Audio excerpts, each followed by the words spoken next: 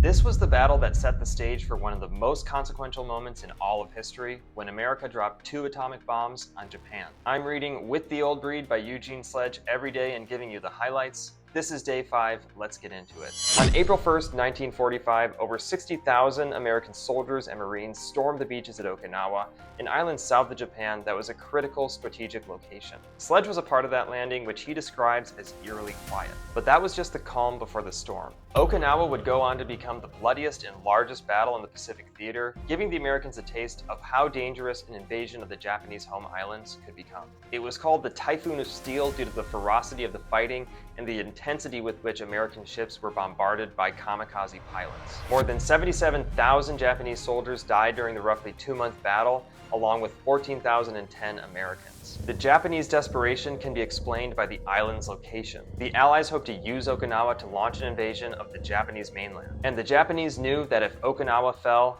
Japan would be next. They poured everything they could into defending the island, including 1,050 kamikaze attacks, which stunned the Americans. On April 6th alone, 355 kamikaze pilots flew at American assets, sinking 4 ships and damaging 20 others. In total, the Americans lost 48,000 casualties, which was more than twice the amount of Iwo Jima and Guadalcanal combined. Lieutenant General Simon Buckner Jr. died in combat, the highest-ranking U.S. officer to be killed during the entire war.